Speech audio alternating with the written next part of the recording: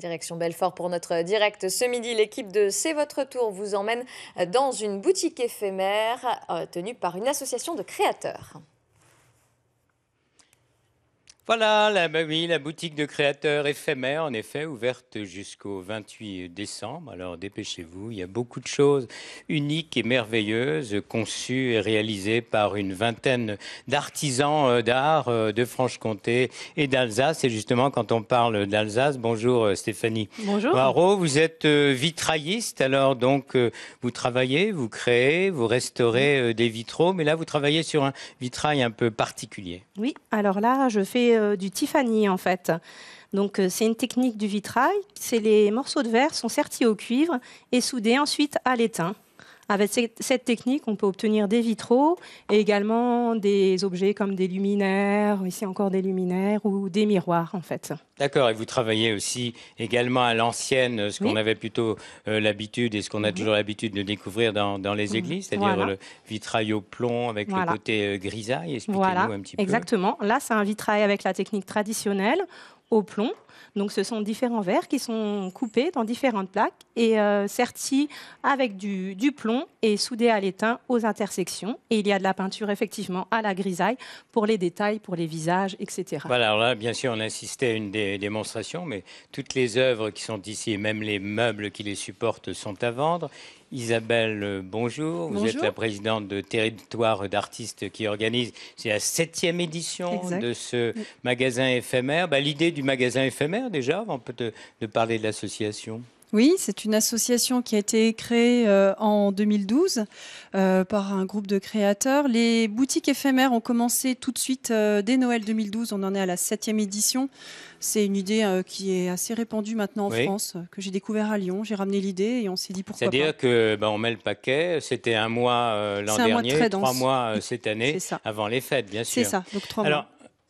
L'histoire de cette association, vous étiez peu au départ et beaucoup de femmes, et encore aujourd'hui, des femmes artistes, c'est bien. Oui, l'association a pris un essor impressionnant par rapport au projet de départ, et en plus nous avons des hommes dans l'association, nous avons 3 hommes dans l'association qui nous ont rejoints cette année. Voilà, et puis vos œuvres, parce que vous aussi, vous êtes créatrice de bijoux et d'accessoires, et on les découvre là actuellement.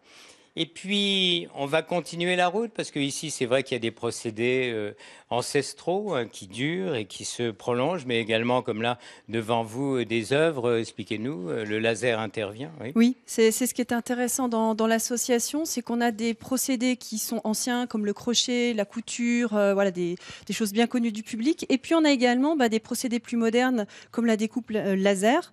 Donc, la créatrice a une machine spécifique et elle peut découper différents matériaux et obtenir comme ça des formes design et très originales. Très bien. Et vous, ce qu'on voyait là, vos bijoux, vos accessoires, vous travaillez aussi sur plusieurs supports.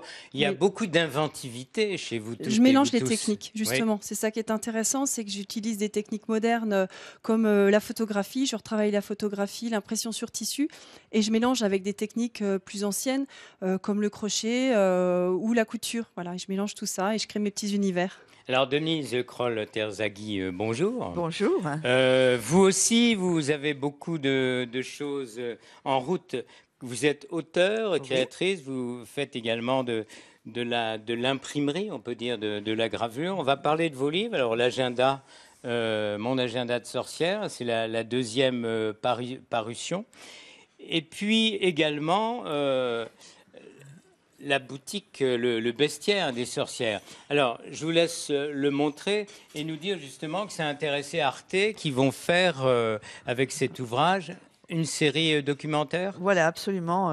Il y a un projet donc d'adaptation télévisuelle pour Arte à partir du bestiaire des sorcières. Voilà. Alors là, c'est la partie écrite que vous maîtrisez, mais vous maîtrisez également des techniques plus anciennes. Oui, la gravure, et donc des techniques classiques, mais aussi plus contemporaines, avec des matériaux détournés. Voilà, avec le fruit de votre imaginaire, mais également de vos voyages. Oui, tout à fait. Alors, sur des supports un petit peu particuliers, parce que quand on regarde recto verso, c'est deux mondes différents. Donc là, c'est le résultat. Et là, dites-nous, qu'est-ce que c'est que ça? Alors là, c'était une boisson à l'avoine. Donc c'est un emballage qu'on appelle du Tetra Pak. D'accord. Alors vous êtes très petit déjeuner justement, parce qu'en parlant d'avoine et de flocons d'avoine, vous avez réalisé aussi des œuvres avec ce qui vous tombe sous la main et vous avez donc beaucoup d'idées. C'est important pour vous de participer, d'être dans cette association et d'accueillir ici justement la population de Franche-Comté, de Bourgogne, d'Alsace. Les gens défilent. Oui, c'est très important parce que ça permet aussi d'être visible et de partager avec d'autres créateurs notre univers. Voilà, on conclut avec Isabelle, simplement. Donc là, ça vient d'ouvrir, tous les jours ouverts de midi à 19h, sauf le lundi, c'est fermé le lundi. La boutique éphémère, c'est dans l'ancien magasin Fil d'Art, c'est avenue Jean Jaurès, ici, à Belfort.